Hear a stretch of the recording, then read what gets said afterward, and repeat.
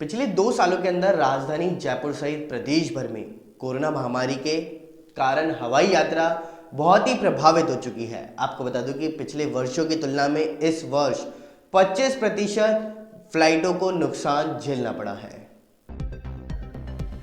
बीते 2 साल में राजधानी समेत प्रदेश भर में कोरोना महामारी के मद्देनजर हवाई यात्रा पूरी तरह से प्रभावित हो चुकी है। बीते 2 साल पहले यात्री भार के लिहाज से सिरमौर रहने वाला जयपुर इंटरनेशनल एयरपोर्ट पर अनलॉक के दौर में हवाई यात्रा पूरी तरह से बेहतर नहीं हो पा रही। रोजाना जयपुर से 75 से ज़्यादा इंटरनेशनल और डोमेस्टिक उड़ानों का आवागमन और प्रस्थान होता था। अब यह कहीं पीछे पिछड़ गया है। देश में जयपुर एयरपोर्ट इस साल फरवरी तक देश के टॉप 12 एयरपोर्टों में हवाई यात्री भार के लिहाज से खास था। संख्या पिछले साल की तुलना में आधी रह गई। 50% तक जयपुर एयरपोर्ट पर यात्री भार इस बार गिरा है। वर्तमान समय में एयरपोर्ट टर्मिनल के रिनोवेशन का कार्य भी प्रगति पर है। प्रदेश में सभी 6 एयरपोर्टों पर 50% की कमी है, जबकि उड़ानों की संख्या में भी 42% तक की कमी देखने को मिल सकती है। भरतपुर से बड़ी खबर सामने आ रही है। आपको बता दूं कि आरक्षण की मांग को लेकर के जाटों का आंदोलन आज से शुरू होगा। जी हाँ, बड़ी खबर हम आप तक बता रहे हैं कि आरक्षण की मांग को लेकर के जाटों का आंदोलन आज से शुरू होगा। खेड़ली मोड़ पर पथेना रोड पर यह पड़ाव डालेंगे। साथ ही साथ दोपहर बाद महापंचायत में होगा निर्णय। नेशनल हाईवे जाम करने को लेकर के निर्णय किया गया है। साथ ही आपको बता दूं कि कल जयपुर में हुई वार्ता विफल रही थी, जिसके कारण जाट आरक्षण संघर्ष समिति ने यह ऐलान किया। राजसमंद में परिवहन विभाग संक्रमण के चलते हुए राजस्व का लक्ष्य प्राप्त करने का प्रयास अभी भी जारी है। राजसमंद परिवहन विभाग इस बार कोरोना संक्रमण के चलते राजस्व का लक्ष्य पूरा अर्जित करने का प्रयास कर रहा है, लेकिन 8 माह तक परिवहन बंद रहने के साथ साथ दरीबा स्थित हिंदुस्तान जिंक का 2017 से बकाया राजस्व न्यायालय के आदेश पर स्टे आने के कारण वहां से आने वाला राजस्व अटक गया।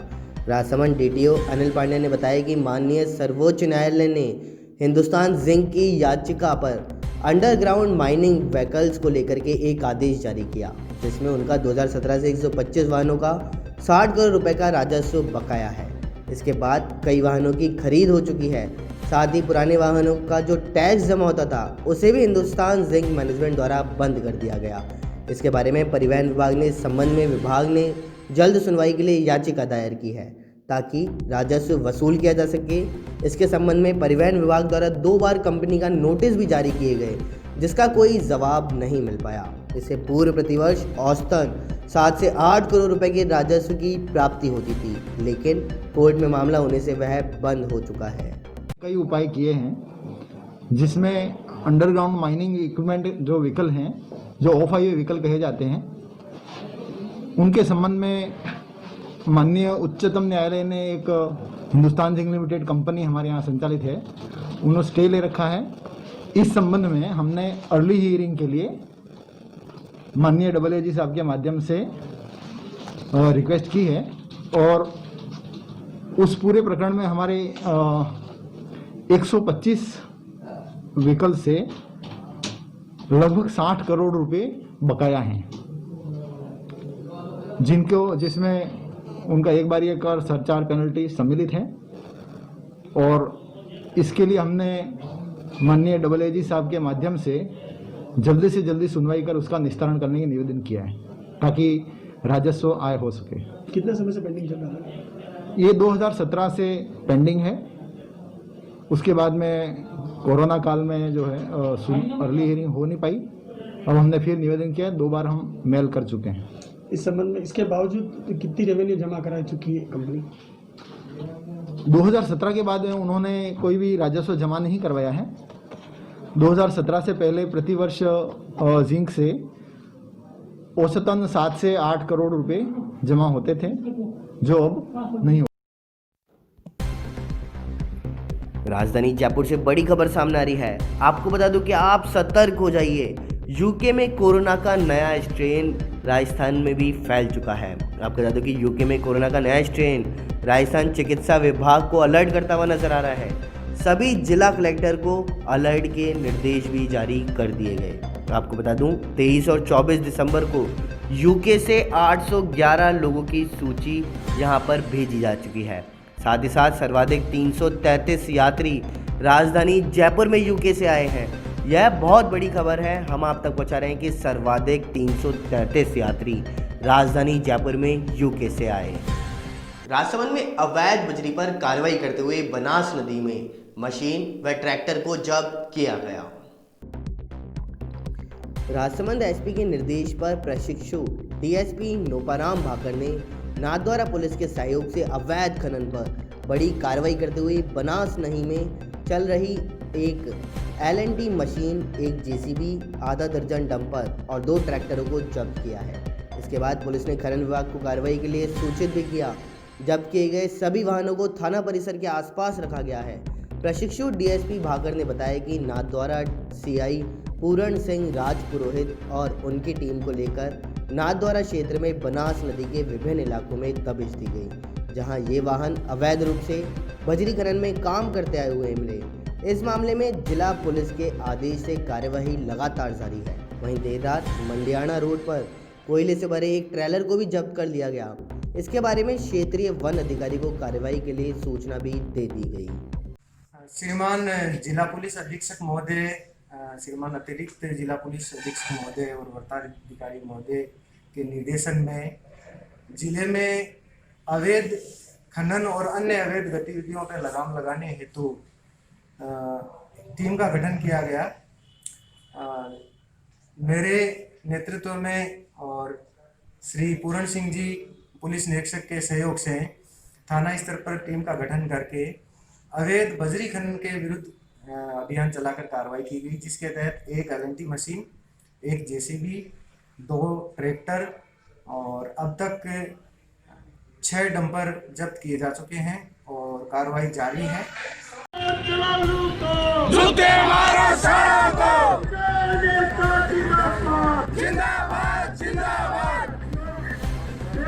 हरियाणा के सिवानी से बड़ी खबर सामने आ रही है।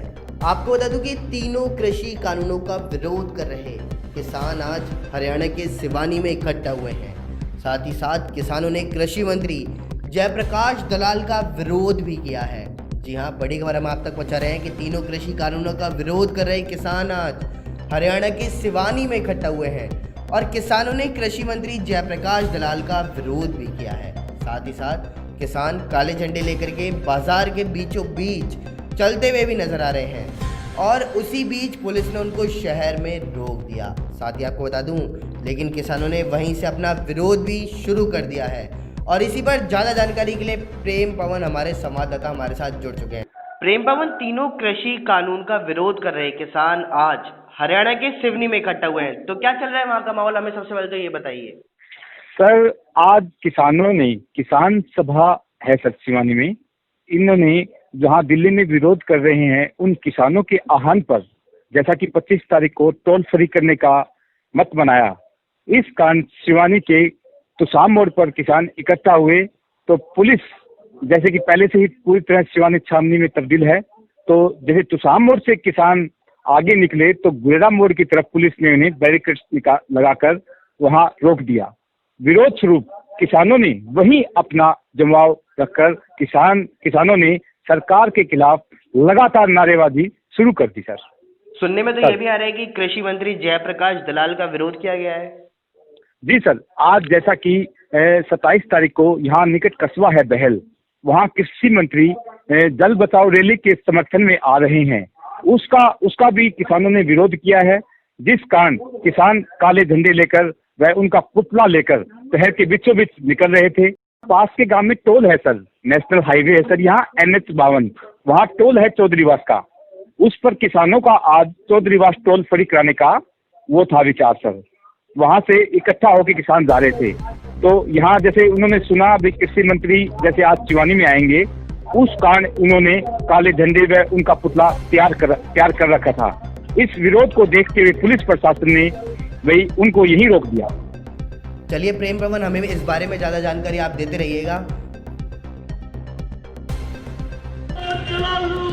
झूठे मारो सारा को राजसमंद में भाजपा की कद्दावर नेता और राजसमंद विधायक स्वर्गीय किरण माहेश्वरी के निधन के बाद उनकी अस्थि विसर्जन यात्रा अब शुरू हुई।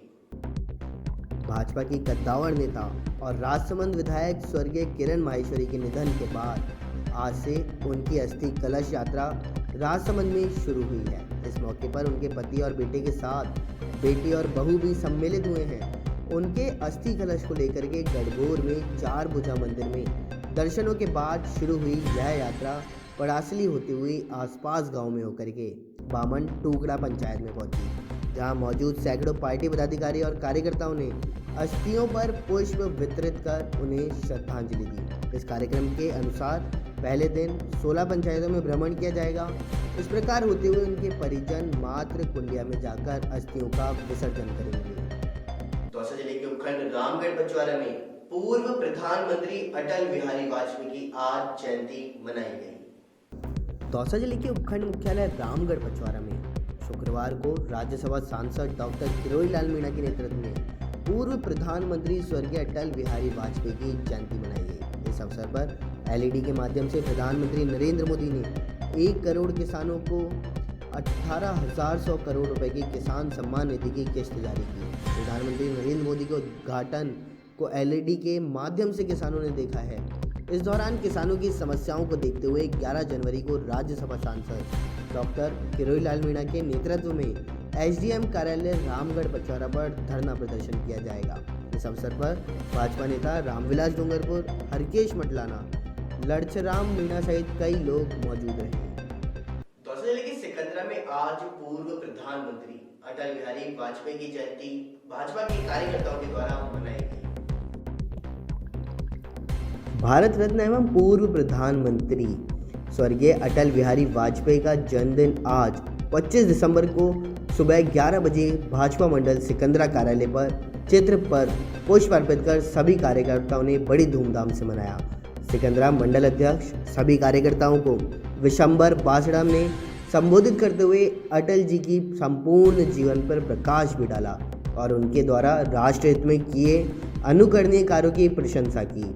इस अवसर पर सभी कार्यकर्ताओं ने उनके पद चिन्हों पर चलने का प्रण भी किया है।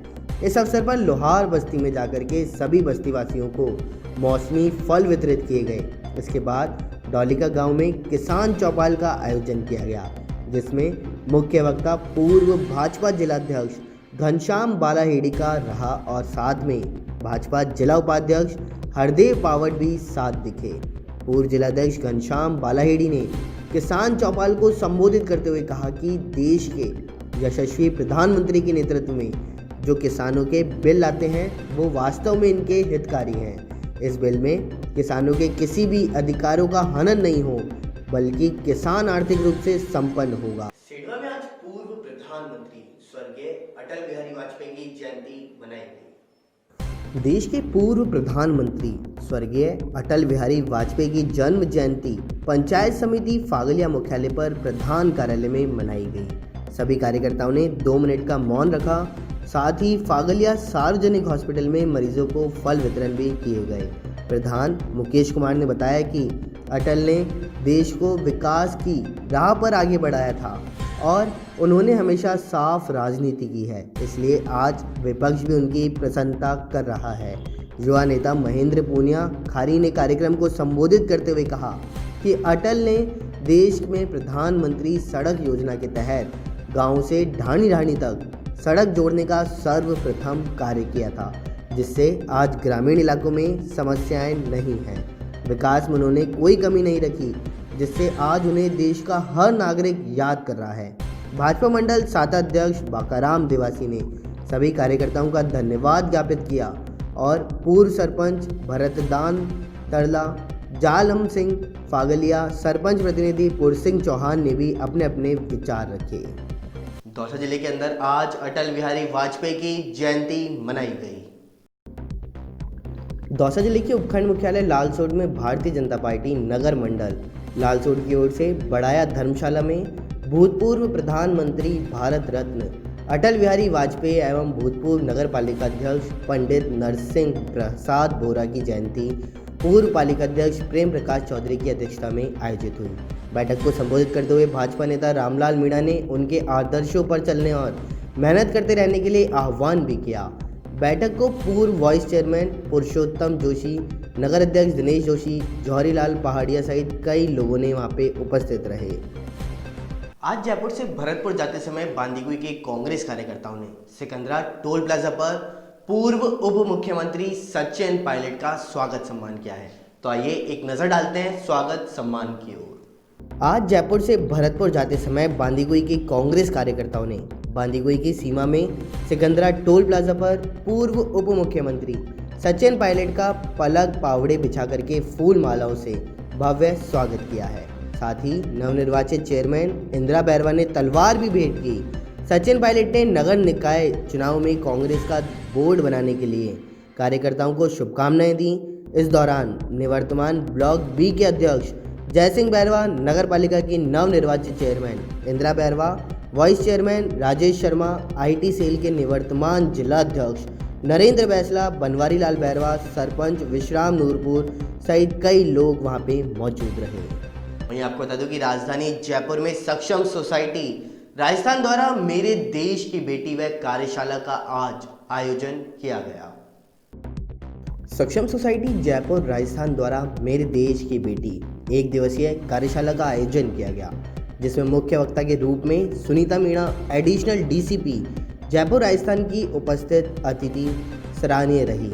इस कार्यक्रम में मुख्य रूप से जेंडर डिफरेंस के बारे में लीना वे कैनवास एक्सप्लोरर लखनऊ की फाउंडर ने विचार विमर्श किया। साथ ही CMC वेलोर से डिटेशन डिपार्टमेंट की हेड ने न्यूट्रिशन और स्त्रियों में मुख्य रूप से होने वाली बीमारियों व बचने के उपायों पर प्रकाश भी डाला है। क्रिसमस की ढेर सारी शुभकामनाएं, बधाइयाँ। हम लोग आज आप सभी को ये संदेश देने आए हैं। ये निर्भया स्क्वायर जो हमेशा काम करती है महिलाओं के लिए, बच्चों के लिए और बुजुर्गों के लिए, आज ये संदेश देने आई है जन जन को कि हम क्रिसमस पर उन्हें ये समर्पण देते हैं आपको और ये वचन देते हैं कि हम लोग महिलाओं की सुरक्षा के लिए और बच्चों को बाल शोषण से मुक्त कराने के लिए, बुजुर्गों को शोषण से मुक्त कराने के लिए सदैव प्रयासरत रहेंगे। आज कोरोना को आप हमारे साथ में ये देख सकते हैं कि सांता कोरोना को भगाने के लिए आए हैं और सांता लगातार सभी को ये कह रहे हैं, यही संदेश दे रहे हैं सांता कि कोरोना भागेगा, पर कब? जब आप मास्क लगाएंगे और मास्क को मास्क की जगह लगाएंगे यानी मुंह पर। और मास्क को इसलिए नहीं लगाना है कि पुलिस जुर्माना कर देगी, बल्कि मास्क को इसलिए लगाना है ताकि आप भी बचें और हमारा समाज और हमारा देश भी बचे। आपको बता दूं कि किशनगढ़ में 2 मासूम बच्चियां घर से लापता हो गई हैं। जब परिवार वाले घर से बाहर गए हुए थे तभी बच्चियां घर से लापता हो गई, जिनकी उम्र अभी करीब 3 से 4 साल ही है। पुलिस थाने में इनकी रिपोर्ट भी दर्ज कराई गई है और पुलिस अभी मामले की जांच में जुटी हुई है। किशनगढ़ में परिजनों की गैर मौजूदगी में घर से लापता हुई हैं 2 बच्चियां। अर्जना, आसना दोनों बहनें हैं और एक की उम्र 4 तो दूसरी की उम्र 3 साल ही है। माता पिता कामकाज के चलते हुए घर से बाहर गए हुए थे। किशनगढ़ के देवडोंगरी में यह परिवार रहता है। वहीं घर लौटने पर बच्चियां नहीं मिली तो आस पड़ोस में भी तलाश की गई। बच्चियों के लापता होने से परिजनों का रो रो करके बुरा हाल भी है।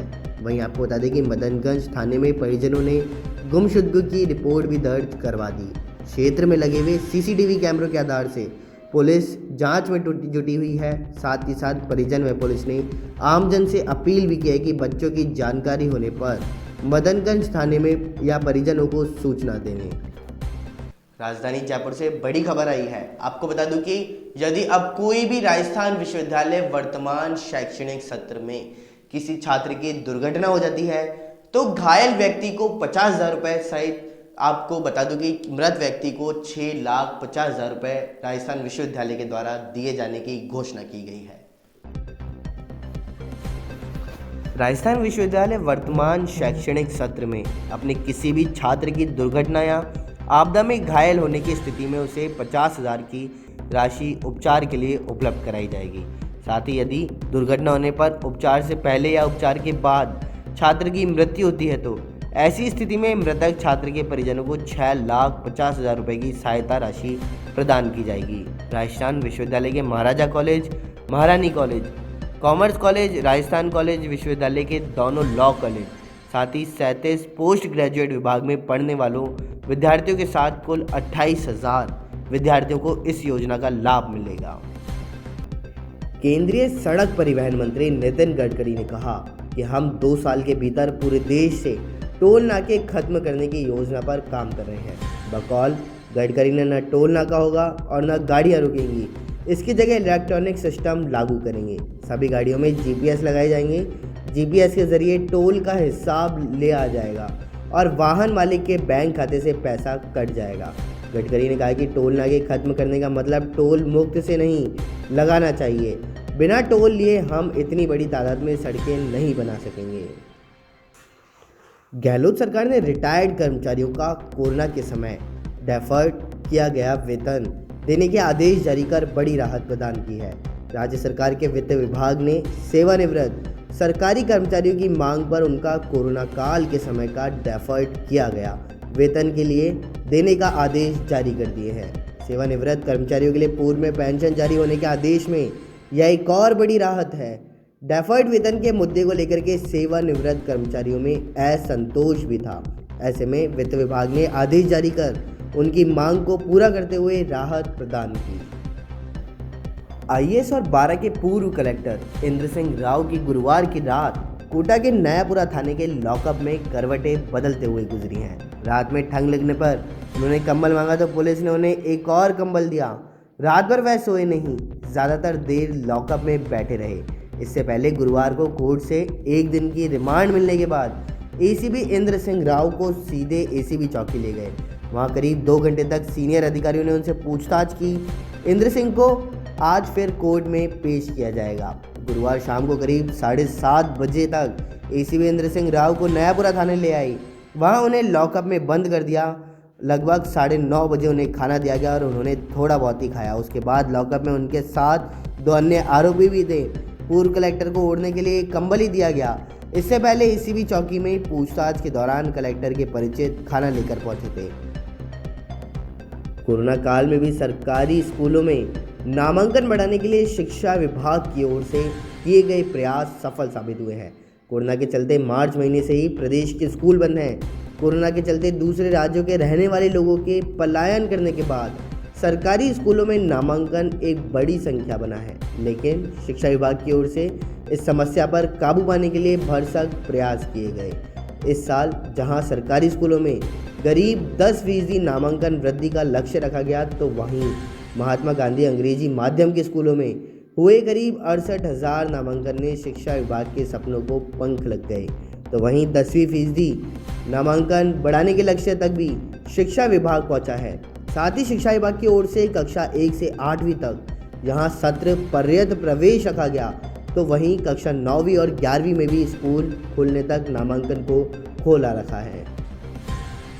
कोरोना के नए स्ट्रेन ने भारत समेत सभी देशों को चिंता में डाल दिया है। ब्रिटेन से राजस्थान आए 811 लोगों की जानकारी मिलने के बाद राजस्थान सरकार भी नए स्ट्रेन को लेकर के हरकत में आ गई है। उसके बाद स्वास्थ्य विभाग ने सभी जिला कलेक्टर्स को अलर्ट जारी कर दिया। वहीं ब्रिटेन से आए सभी यात्रियों की मॉनिटरिंग करने के निर्देश भी दिए गए हैं। कोरोना पर पूरी तरह अभी काबू भी नहीं पाया जा सका है और ब्रिटेन में कोरोना के नए स्ट्रेन ने दुनिया भर में हड़कंप भी मचा दिया। इस नए वेरिएंट के तेजी से फैलने की खबरों से चिंताएं और बढ़ गई। देश की राजधानी दिल्ली में एक बार फिर से भूकंप के झटके महसूस किए गए हैं। नेशनल सेंटर फॉर सिस्मोलॉजी के अनुसार से भूकंप के झटके शुक्रवार सुबह 5:02 बजे महसूस किए गए। इसकी तीव्रता रिक्टर स्केल पर मापने पर 2.3 मापी गई है। दिल्ली में पिछले कुछ महीनों में कई बार भूकंप के झटके भी महसूस किए जा चुके हैं। दिल्ली जयपुर हाईवे के अधूरे पड़े काम के अब पूरा होने के आसार हैं। केंद्रीय सड़क परिवहन मंत्री नितिन गडकरी ने जयपुर दिल्ली हाईवे के अधूरे काम को पूरा करने के लिए नए सिरे से डीपीआर बनाने की घोषणा की। गुरुवार को 18 हाईवे प्रोजेक्ट के वर्चुअल लोकार्पण शिलान्यास समारोह के दौरान सीएम अशोक गहलोत ने दिल्ली जयपुर हाईवे के अधूरे काम का मुद्दा उठाते हुए कहा कि न जाने किस मुहूर्त में इसका शिलान्यास हुआ है। इसका काम अब तक पूरा नहीं हुआ, जबकि आपने खुद इसका काम पूरा करने की घोषणा की थी। रांची में सड़क पर एक मामले में बहस के बाद एक स्कूटर चालक व उसके साथी को रोहित कश्यप नाम के व्यक्ति की हत्या के आरोप में गिरफ्तार किया गया है। बताया जा रहा है कि स्कूटर चालक ने मामूली विवाद पर रोहित की चाकू से गोद करके हत्या कर दी है और यह घटना 19 दिसंबर की रात की बताई जा रही है। मामले में रांची के एसपी सिटी सौरभ ने बताया कि मृतक रोहित देर रात अपने दफ्तर से घर की तरफ लौट रहा था। तभी वहां अचानक एक स्कूटर ने उसकी गाड़ी को तेज रफ्तार में ओवरटेक किया। इस पर रोहित ने चालक को स्कूटर तेज न चलाने की हिदायत दी थी। हरियाणा में ठंड का कहर लगातार जारी है। मौसम विभाग के अनुसार प्रदेश भर में शुक्रवार और शनिवार को रात के तापमान में गिरावट संभव है। उत्तर प्रदेश ठंडी हवाएं चलने के कारण रात का तापमान 1 से 3 डिग्री सेल्सियस के बीच रहा है। इस दौरान प्रदेश में कहीं कहीं पाला भी जम कर सकता है तो कहीं कड़ाके की ठंड भी देखने को मिल सकती है। मौसम विभाग ने येलो अलर्ट जारी किया है। विभाग के अनुसार 26 और 27 दिसंबर को पश्चिमी विक्षोभ के आंशिक प्रभाव के चलते हुए बादल भी छा सकते हैं। इसके प्रभाव के कारण इन 2 दिन रात्रि का तापमान में मामूली बढ़ोतरी होने की संभावना है।